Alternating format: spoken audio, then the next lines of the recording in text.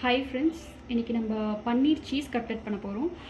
இதுக்கு ஃபர்ஸ்ட் நம்ம 3 உருளைக்கிழங்கு எடுத்து பாயில் பண்ணி இந்த மாதிரி ஸ்மாஷ் பண்ணி வச்சுக்கணும். அடுத்து தேவையான அளவுக்கு சால்ட் ஆட் பண்ணிக்கணும்.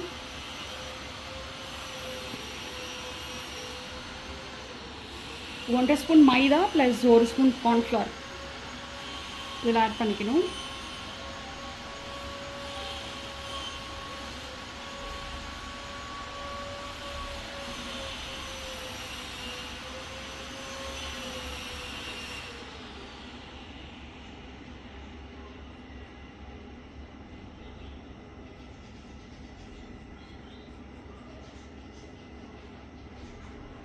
ஆட் பண்ணிவிட்டு காரத்துக்கு க்ரீன் சில்லி, ஃப்ளேவருக்கு பெப்பர் பவுடர்,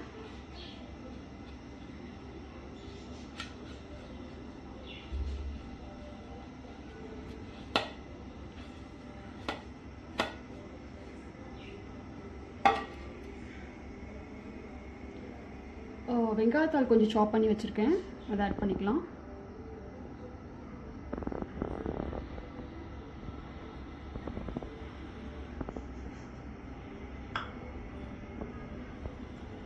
பன்னீர் கியூபாக சாப் பண்ணி வச்சுருக்கேன், ஸோ அதை ஆட் பண்ணிக்கலாம்.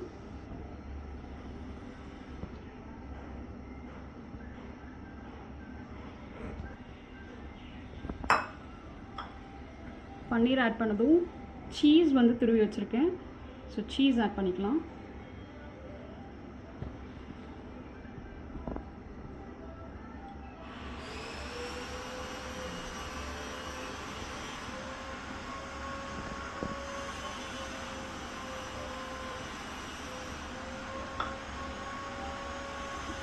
இப்போ எல்லாத்தையும் மிக்ஸ் பண்ணணும்.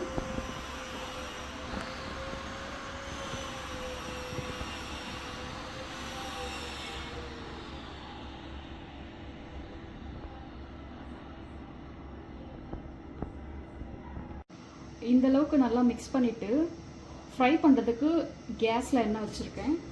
ஸோ அது ஓரளவுக்கு ஹீட் ஆயிடுச்சு. ஸோ இந்த அளவுக்கு எடுத்து கொஞ்சம் கொஞ்சமாக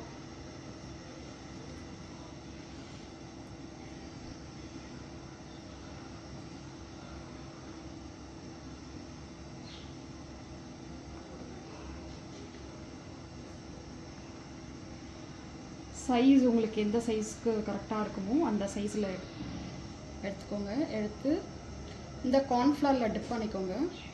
டிப் பண்ணிவிட்டு பிரெட் க்ரம்ஸில் இந்த மாதிரி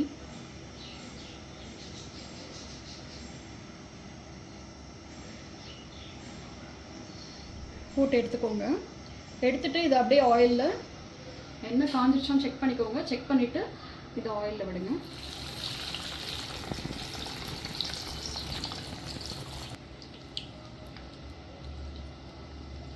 சிம்மில் வச்சு இந்த அளவுக்கு ஃப்ரை ஆகிற அளவுக்கு எடுங்க.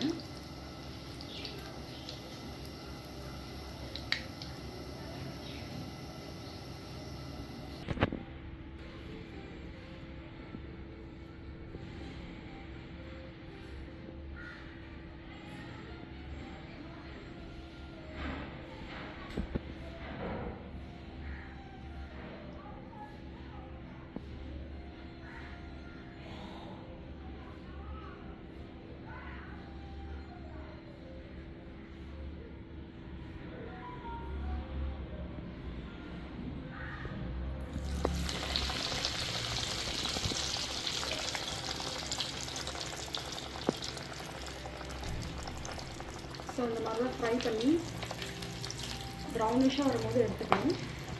நீங்கள் பன்னீருக்கு பதில் வெஜிடபிள்ஸ் கூட ஆட் பண்ணிக்கலாம். ஸோ அதுவுமே நல்லா தான் இருக்கும்.